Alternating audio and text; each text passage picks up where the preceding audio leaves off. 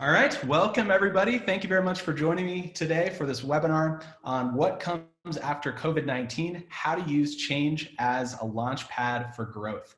My name is Todd Macy. I'm the president of Vital Learning here in Denver, Colorado. And today we're going to talk about how you can use change as an opportunity to grow as both an individual, as a team, and as an organization. We're going to be focused on what can you do as a manager and as a leader of people to use this as a great opportunity for growth. Of course, this has been a challenging time for most of us and a period of massive change.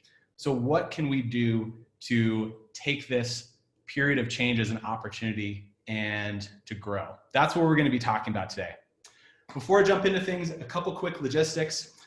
First, there's a chat box. Some of you have been using it already and talking about where you're from, which is fantastic. There's a chat box that should be at the bottom of your screen. You might need to hover over it. If there's any questions, comments, thoughts that you have during this webinar, please don't hesitate to type that into the chat box. We have a couple folks in our team standing by who can address any questions that you have or follow-up discussion items, as well as if there's anything that you'd like us to follow up on afterwards, we'd be happy to do so as well. Another thing that I want to note before we get started, we have an ebook that we'll be sending out to everybody a little bit later this week or early next week that covers all of the topics and kind of key points that we're going over. So don't feel like you need to scribe everything down that we're going through on these slides. There's going to be an ebook and a resource that you're going to have as a nice takeaway that you can share with folks in your team as well.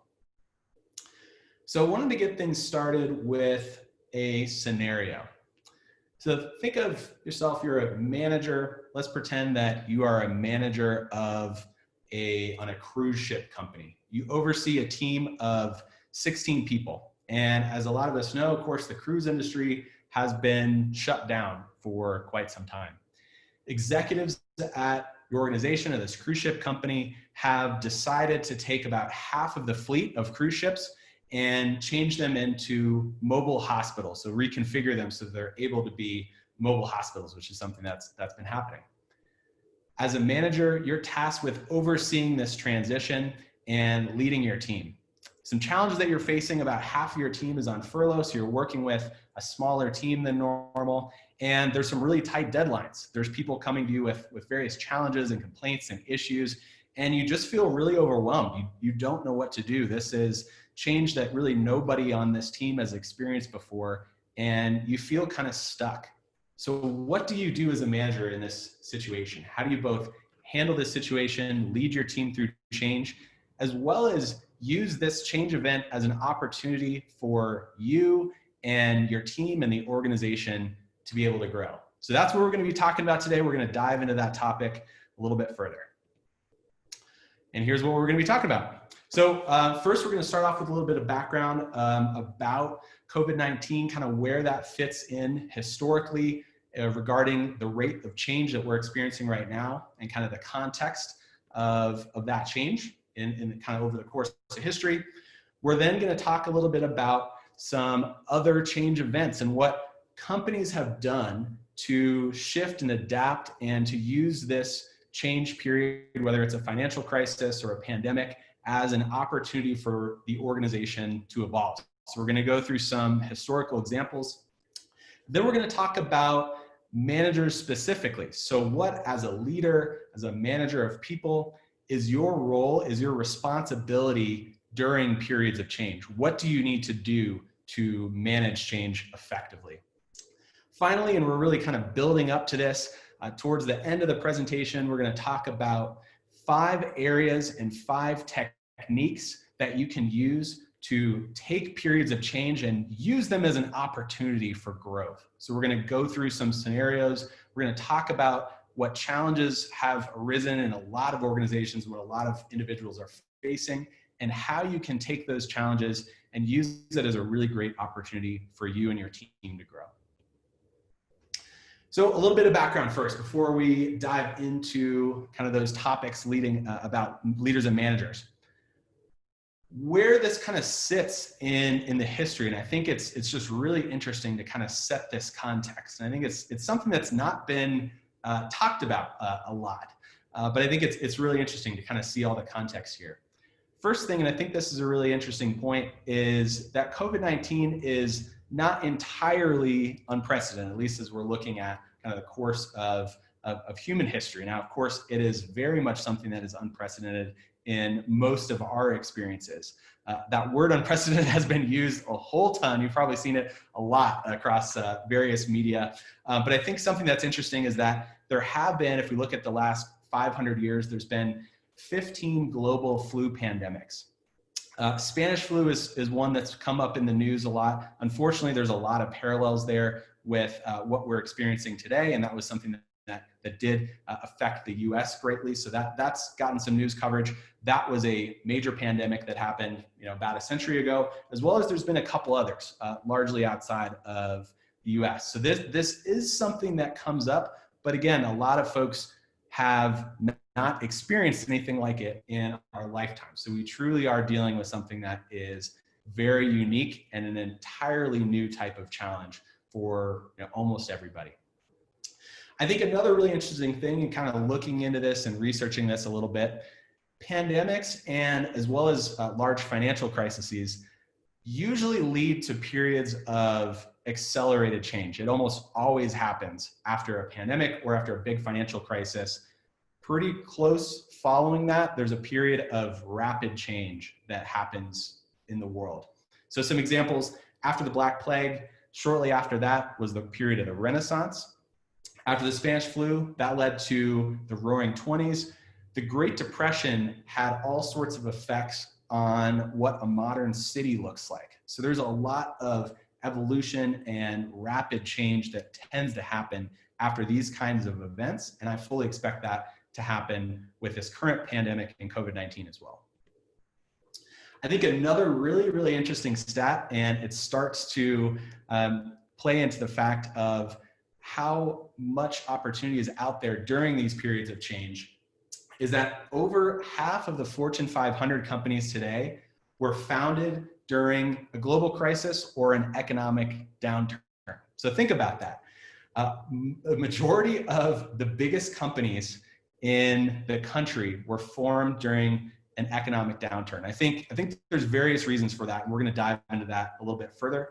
One of which being that in these periods of rapid change, as things are evolving, it also opens up a lot of opportunities as well. So we're going to touch on that as we kind of go into this topic a little bit deeper. So going through a couple of these periods, and I think it's just really interesting, and giving some examples of how society and how organizations have taken these periods where a lot of change is happening and use them as an opportunity. And as is evident with that stat that I just shared, this isn't just kind of an exception thing. This is very much a consistent thing that's happening. Organizations and individuals who are able to use this opportunity to grow and to evolve, a lot of good things happen. So I think it's certainly something that is, folks would be wise to have on their radar. The first one here, the plague. Of course, a lot of folks know about this. It happened during the 1340s, and there were some other variations, and it continued to happen for a little bit afterwards. The first kind of big event of this plague wiped out about a quarter of the world's population. In certain areas of the world, it was more like 50 to 75% of the population. So it had a massive impact in terms of the day-to-day life. One of those biggest impacts is that what happened as a lot of farm workers and people in this feudal system, there are fewer workers available. This feudal system started to crumble, and people who were agricultural workers kind of lower down on the chain of authority and power. They all of a sudden had a lot more power. They were able to demand more for their wages. Eventually, as this feudal system crumbled, they were able to start to own their own farms. So this feudal system, which, without kind of going into details, it was very good for the folks at top. It was very bad for the folks on the bottom. That started to crumble, and there started to be a little bit more equity. Of course, there's a long ways to go, but it was a big event to create a little bit more equity across folks and being a little bit more in charge of their own destiny. Another thing that happened as a result of this plague, and something that it did just in terms of people's mindsets, is that people started to have a different relationship with God and with their life and kind of where humans fit into all of this. And it really gave rise to what we call humanism. And there was a big focus on human achievement. That, and combined with some wealth that was starting to aggregate in cities, and certain families were starting to gather and amass a lot of wealth. The Medici family is one of the more famous ones. That was really the spark of the Renaissance. So I think you can certainly say that this plague happening was a big spark for the Renaissance, which of course, as most of us know, is a big period of kind of cultural evolution and enlightenment. All sorts of amazing art and other things are happening kind of during these couple centuries of the Renaissance period. Another interesting example here, Spanish flu. So this was about a century ago. Unfortunately, kind of looking at digging into this a little bit further, there are a lot of kind of mistakes and issues that happened during this period of the Spanish flu that unfortunately we're reliving to at least some extent now during this current pandemic. But I think something from an organizational change standpoint that was happening, phones were something that were just becoming popular. It was about 35% of the population had access to a phone. And at that time, you couldn't be automatically connected with someone. You needed to be physically connected with whoever you're calling via an operator. So there were these massive operator operations where, as you see in this picture, people were sitting shoulder to shoulder. It was largely run by women, and they were sitting shoulder to shoulder. And during this flu, because of the close quarters and the lack of information about how this spread, a lot of the operators got sick. And so what resulted from that is people weren't able to connect their phone calls. Actually, some of the big phone companies, Bell Phone Company, which was has now turned into AT&T, they're actually advertising, do not call people unless it was an emergency. So they're begging people to not use their product. But something that really interesting that came out of this, and certainly accelerated just because of this immediate need that all of a sudden had arisen, is the invention and the installation of automated phone systems. In other words, that rotary dialing, you could, as a user, connect with someone yourself. You weren't necessarily dependent on an operator to connect that call. So a huge technological accelerated change happened directly related to the Spanish flu.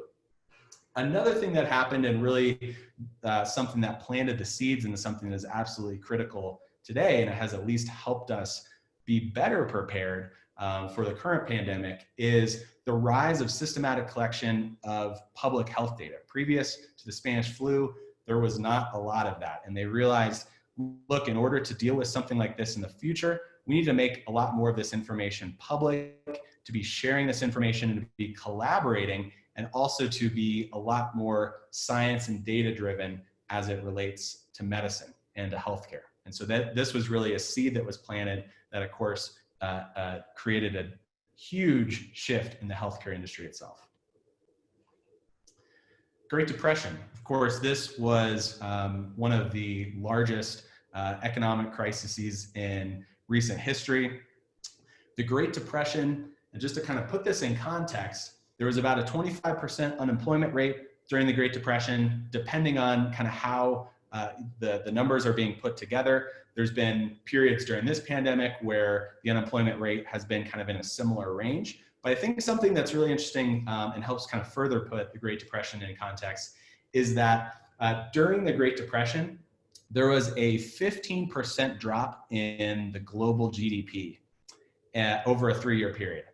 To put that in context, the 2008 financial crisis, there was about a 1% drop. People are predicting that in 2020, there's also going to be somewhere around a 1% drop compared to a 15% drop. So it's interesting. It kind of helps sort of further put how much of a huge impact the Great Depression had on society and on the world.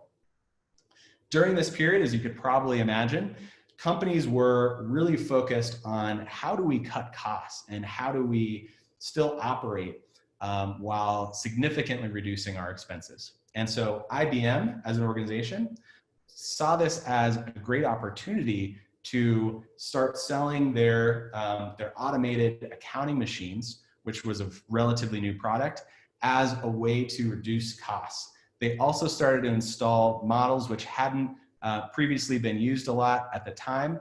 So they were innovative in kind of how they were selling this as well, in providing a lot of leasing options and flexibility. In other words, really making this a no-brainer for accounting departments. This is a way that you can significantly reduce your costs, and there's not a big upfront investment for you. So this helped them gain a ton of market share and a lot of sales, and really helped establish IBM as a mainstay of the computer, the kind of electronics and machinery would eventually become computer industry.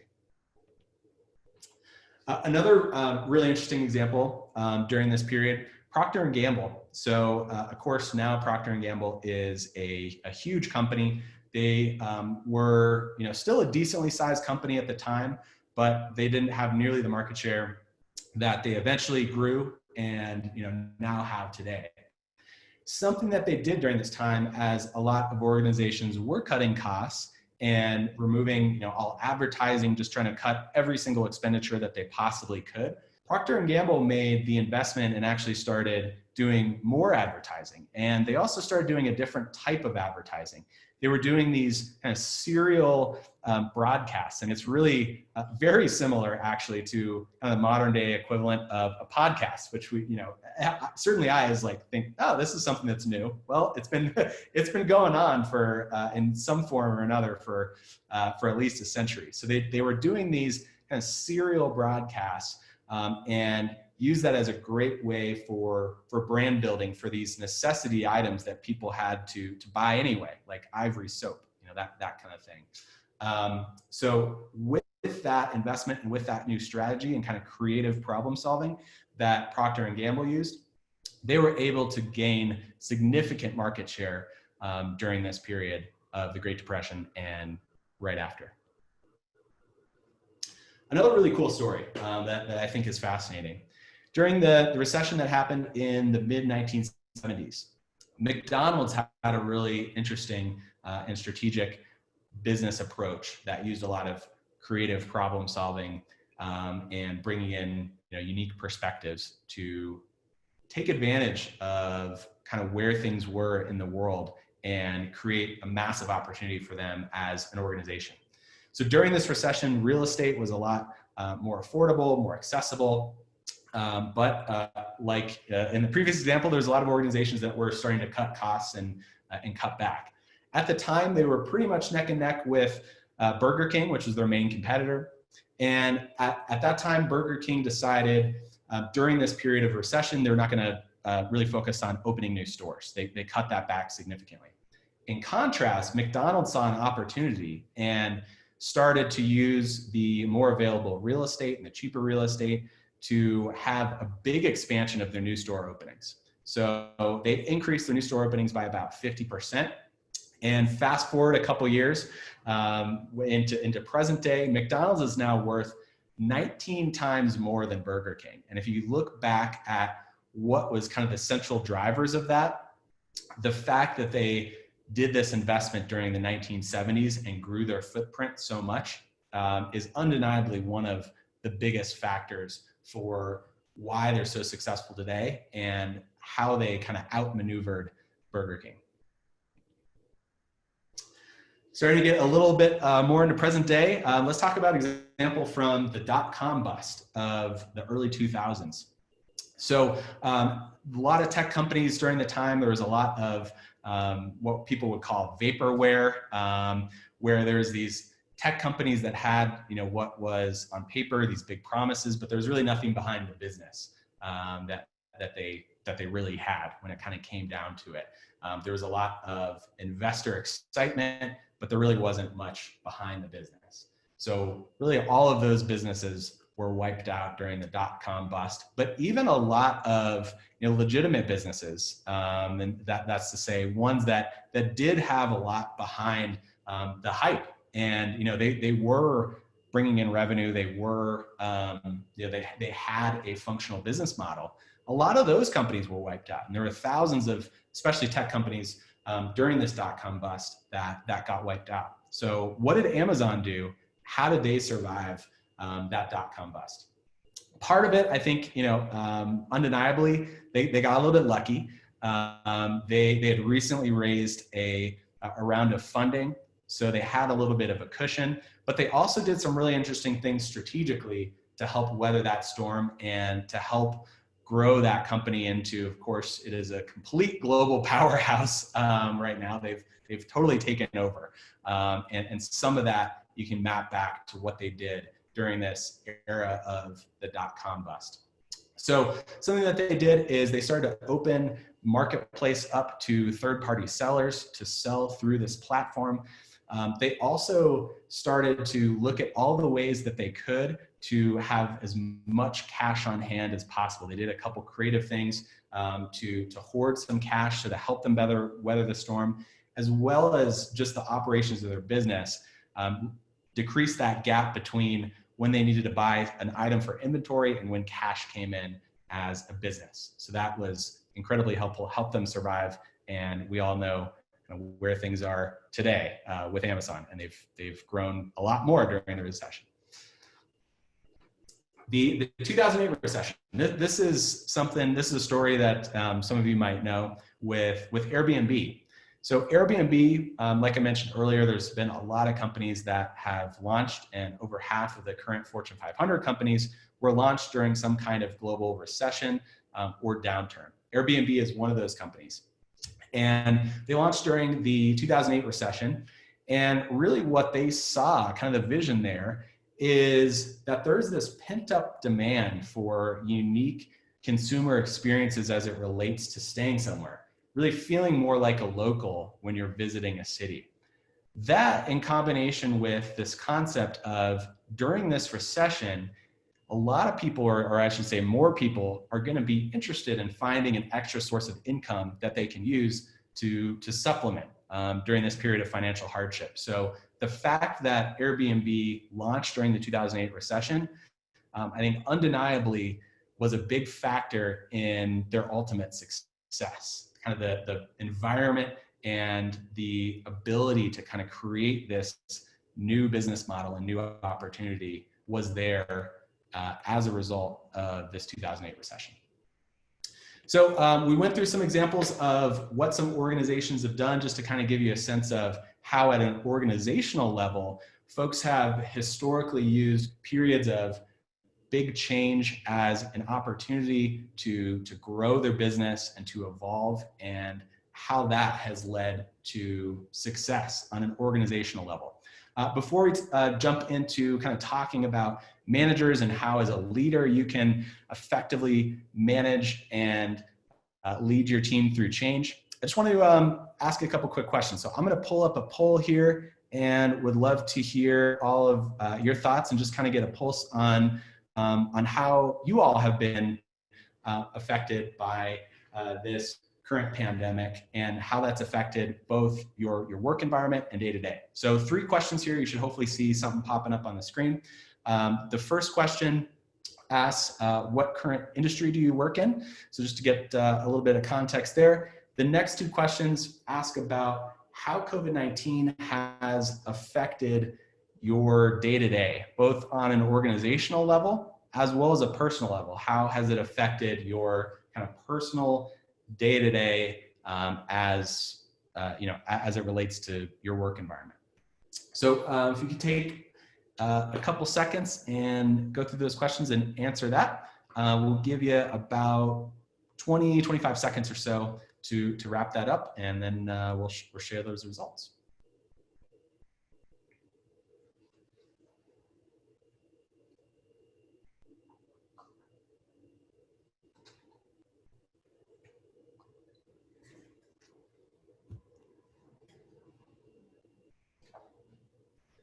All right, a couple more seconds to get results in here. All right. Okay, so thanks to everybody who filled out this survey. So just kind of going through these real quick. Majority of folks in business or consumer services. And the second question asks, what was the level of change that you experienced as a result of this current pandemic? Most of the answers are in that kind of category of a good amount of change. The most popular answer, lots of changes happening. Some folks are experiencing drastic change. Others, some. Only one person, a minor amount of change. So I think that really speaks to almost all organizations, and this certainly is consistent with what I've been finding. Almost all organizations across really all industries have experienced a significant amount of change during this period, and not just at an organizational level, but also on an individual level. And that goes to the second question here. Similar types of results. A lot of people's day-to-day has been significantly changed as a result of this current pandemic. The last webinar we did, actually, if this is a topic that you might be interested in, we talked about this hybrid workplace and how people's day-to-day is currently and will be in the future changed in some way for most organizations, and what that means for managers. So how can you adopt and do things differently to kind of best be prepared for those types of changes. So if that's something you're interested in, please feel free to check that out. Thanks everybody for answering the poll, and we'll keep going here. All right, so let's talk about what is a leader's role during periods of change. Now, change can happen in a couple different forms. It can happen at an organizational level, and that change can either be something that's done proactively within the organization. For example, if an executive has a new vision or direction or focus for the company, that's something that is a proactive change that is being internally driven by the organization.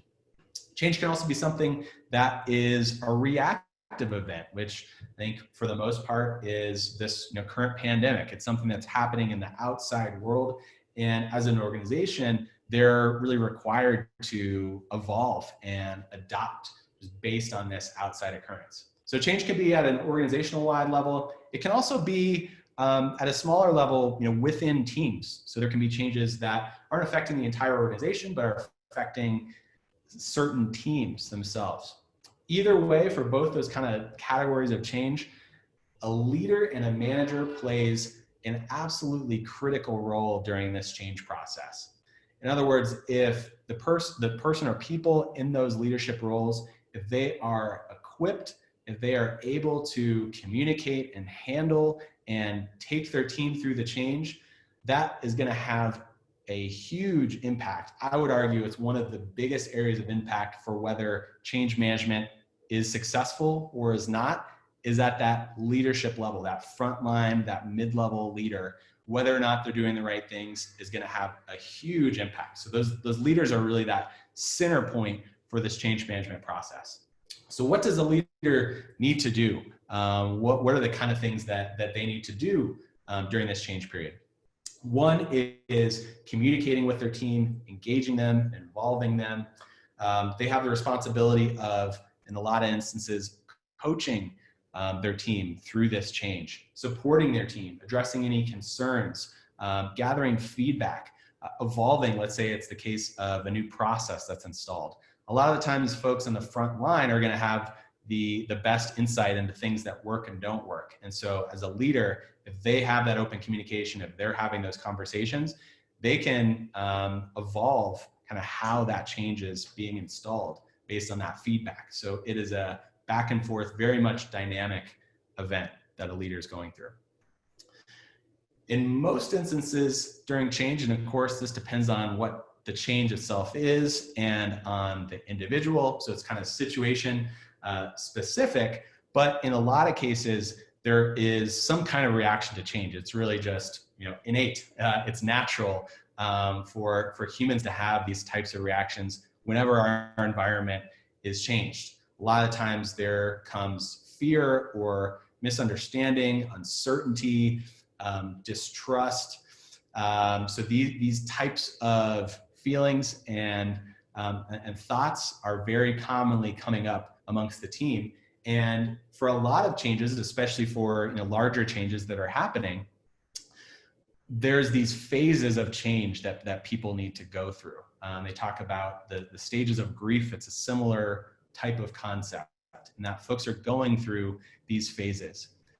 If they're just going through it completely on their own, in other words, there is no guidance or not any effective guidance from their leader and manager, which is commonly what happens. That's kind of typically how folks go through change, is without any support or guidance from their leader. That whole process of change is going to be a lot more convoluted, typically a lot longer, typically a lot more painful. And so as a leader, it is your role and your responsibility not to eliminate those phases of change, because those are naturally going to happen, but to help guide people through them. And if you're doing that, this change process is going to happen a lot more seamlessly and a lot more effectively. So I wanted to show this graphic. This is from Vital Learning's Supporting Change course. So that's a topic that we have within our Leadership Essentials series. It's one of our core products. And I really wanted to focus on this because this demonstrates that change and change conversations, there is a proven framework that you can use. This framework itself has been in place. Of course, we've evolved it over time, but this basic concept of this change conversation framework has been in place for 31 years. It's something that is proven, we know works, and when people use this framework, they're able to be more effective at change conversations. And so I think a lot of people think about change as kind of this sort of amorphous thing that's out there that is uncontrollable and is happening. And of course, there are elements of change. COVID-19 is a perfect example that we have no control over.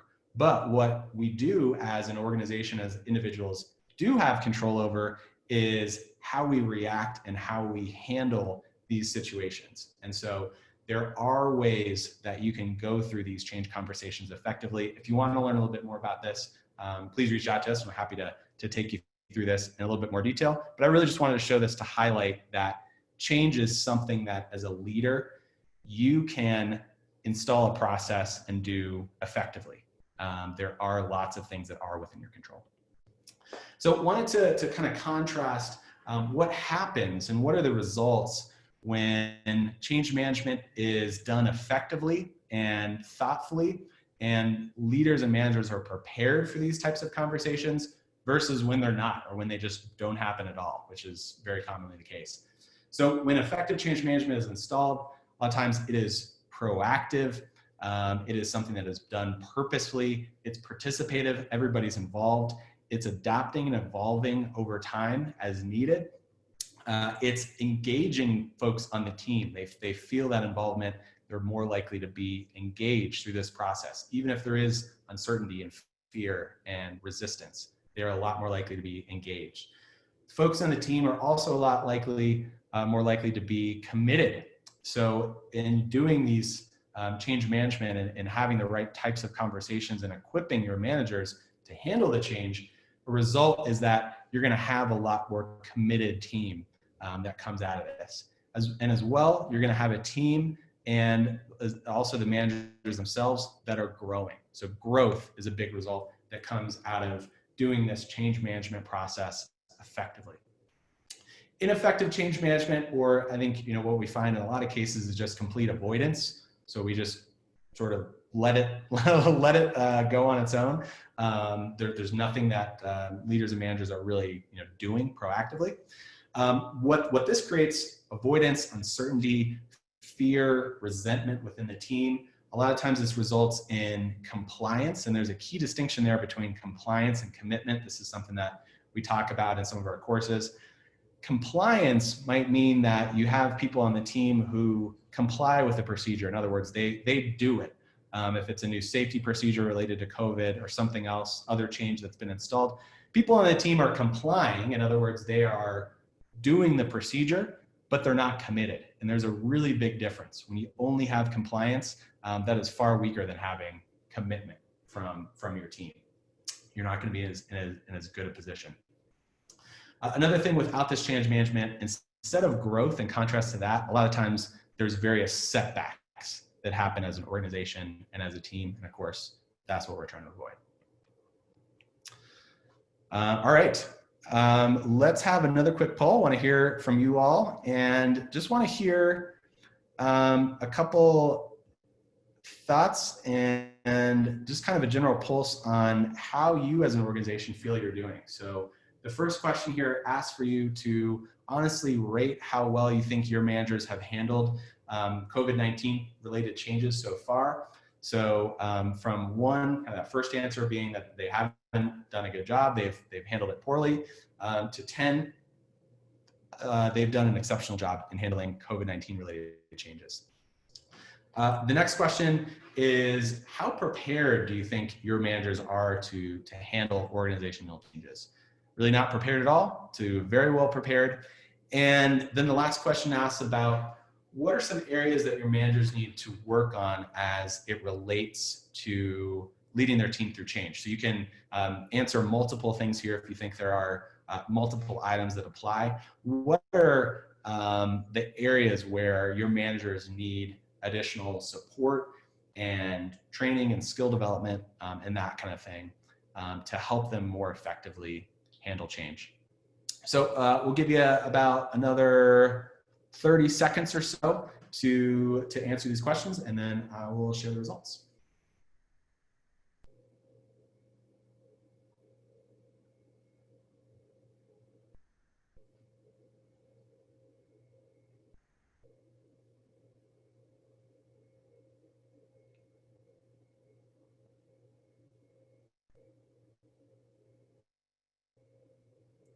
Okay, a couple more seconds.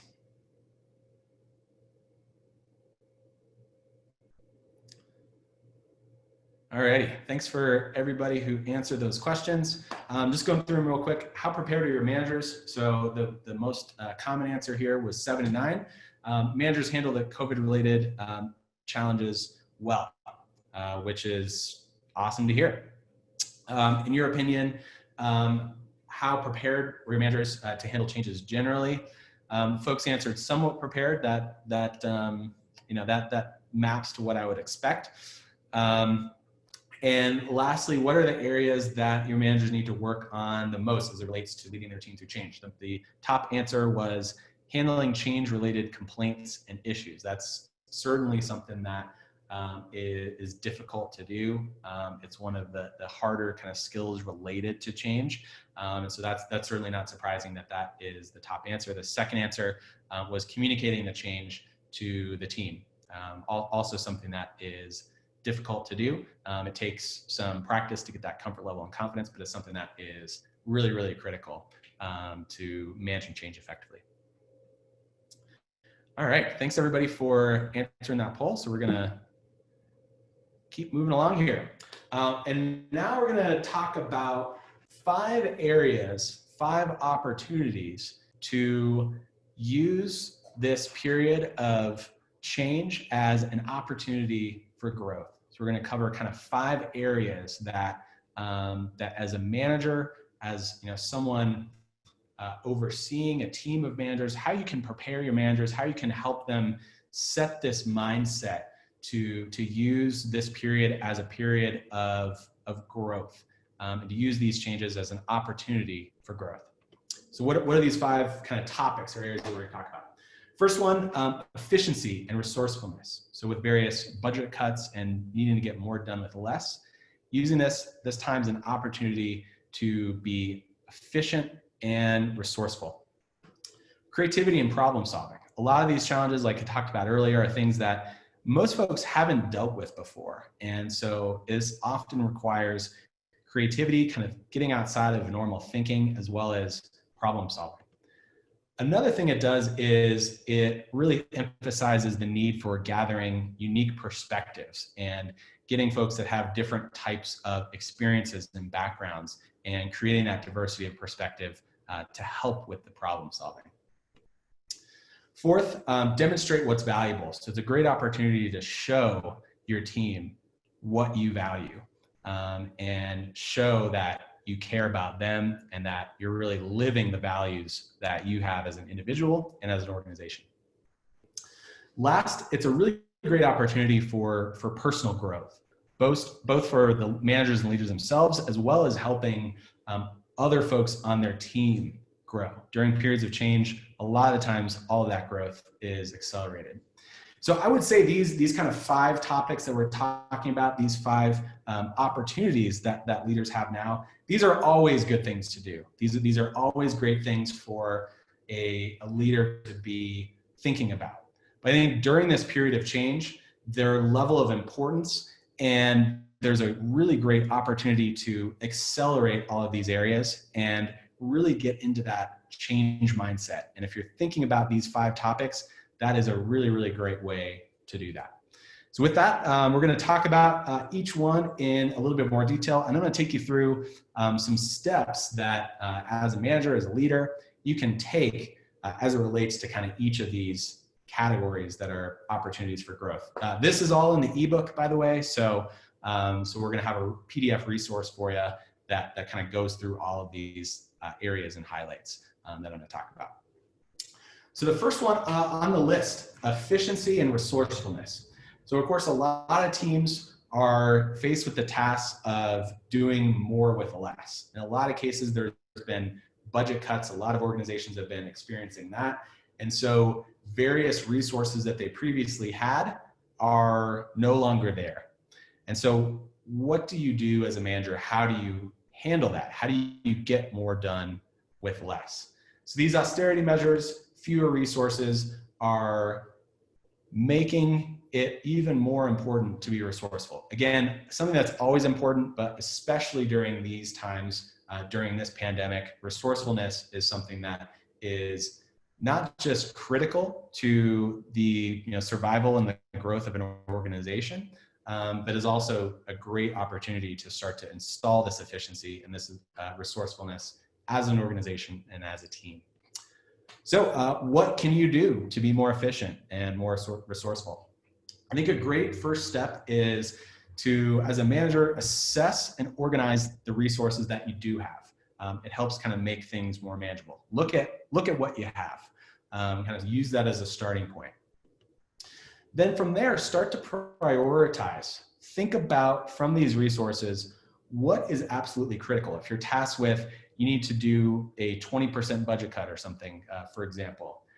Looking at, well, what are the expenses that we have that we absolutely need, that are mission critical? What are the ones that are nice to have? So start to prioritize these. That's a really good exercise to do.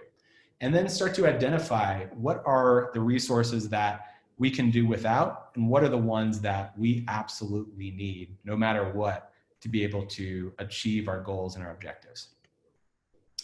Finally, I think something, as you get this background and as a leader, you start to get more insight individually around this, start to collaborate with your team. So bring folks in and start to collaborate and figure out, okay, here is our game plan for how we are going to achieve our key objectives. And it's really important to have those defined. And that's something we talk about in a few of our courses. Here are our key objectives. Here are our priorities. And you have those defined. Here are our resources. How are we going to make this happen with limited resources? And let's put together this game plan for how we're going to get 80% of these important tasks done with 20% of the resources. The old 80-20 rule. Everybody loves that. All right, next item here on the list, creativity and problem solving.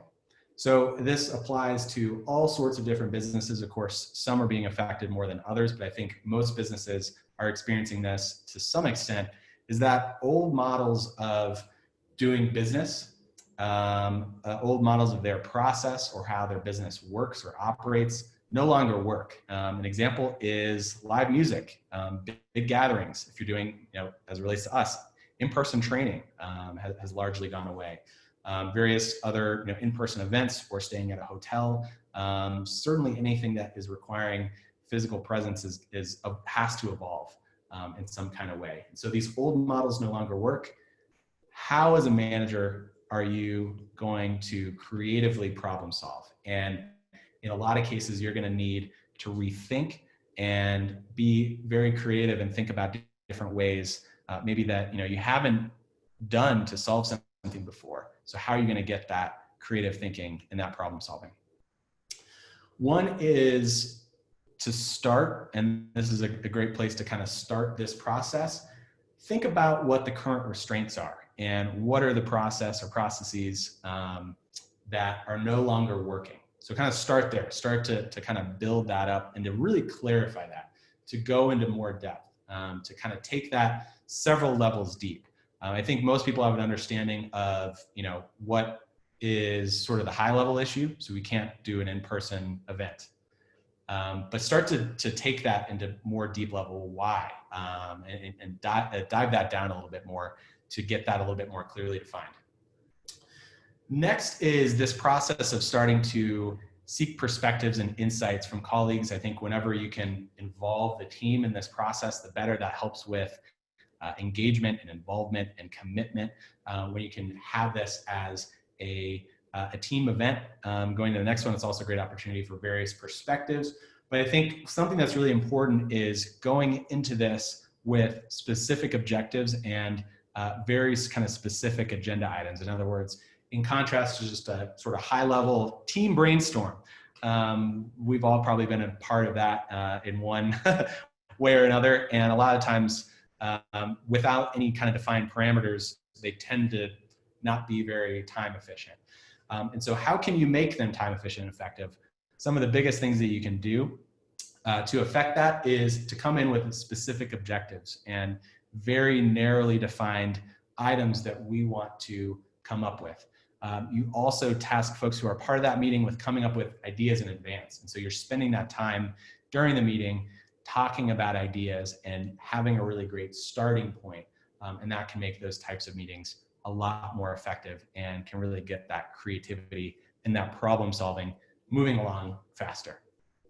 As you're having these discussions and as a manager with kind of all of the criteria that you're looking at and your priorities, figuring out what's going to be the best solution, and then again talking and working collaboratively to figure out what are the steps, what are the solutions and resources that we need to get XYZ done, to get this new process done that we need to install, or whatever it is, new business model.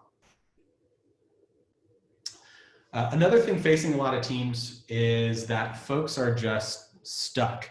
As this is a new type of situation that we're all in, not a lot of folks have any kind of relevant experience with a global pandemic, right? And so a lot of teams are just stuck and they're not sure how to evolve. An example of this could be a sales team who all of a sudden, as the pandemic has started, they're finding that their sales messaging and their sales process, which previously was quite effective, just is no longer resonating. Their messaging isn't resonating as well as it used to. They're not booking as many meetings. There's been a big drop in sales. And so something is off, something is not working, and they need to re-explore how they're approaching what they're doing on a daily basis. And we often find is that people get kind of stuck in previous ways of thinking. And so something that can be really great, and this opens up a really good opportunity to accelerate that creative problem solving and coming to a solution, is seeking unique perspectives. And so bringing in perspectives and voices of different areas of the company, so different types of positions. I think you can have diversity in perspective from there. You can have diversity in perspective from people's backgrounds. You can have diversity in perspective from people's industries, as well as, so it's not just professional background, but I think personal background as well. Having that diversity of personal background and experience. So bringing in unique thoughts and people coming from various different perspectives and experiences can help to really open up that problem solving process.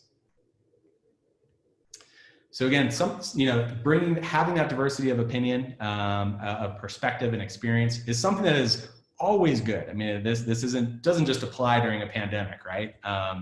That is always really important and always good to have as in a team. I think where kind of the distinction is it's all the more important now. That kind of need is accelerated during this period of change and of crisis that we're going through. So what are some steps that you can take to bring in that perspective? First, I think a good step as a manager, what you can do is identify where your team lacks perspective. So what are kind of the areas or gaps where your team lacks that diversity in perspective? Assess within the organization as well as outside of the organization how you can fill in that gaps. So where can we find folks to help fill in that gaps of lack of diversity and perspective? Loop those folks in to the conversations as appropriate and present them with the challenges. Get that unique perspective. And I think especially if there's a success case that's happening here, I think it's really important to share that with other folks on the team. Here's what we did to bring in some unique perspective, to add some diversity of perspective, and here's how it went. Here are the results. Here's how it helped us. So if there's a success case, I think that's always great to share that, to encourage other teams to be doing that as well. The fourth item on the list here: demonstrate what's valuable. And so, of course, again, this is something where you always want to be demonstrating, your individual and your company values, but it's all the more important during, these periods of change, and it presents a great opportunity. A lot of times, a lot of individuals and teams have been through a lot of stress, and it's been wearing on folks, no doubt.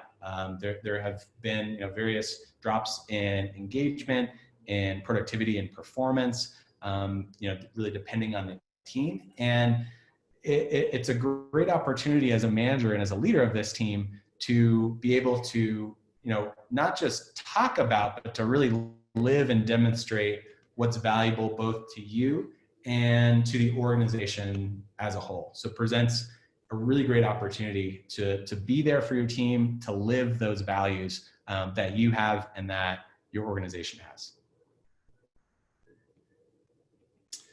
So what are some kind of tangible things that you can do as it relates to this?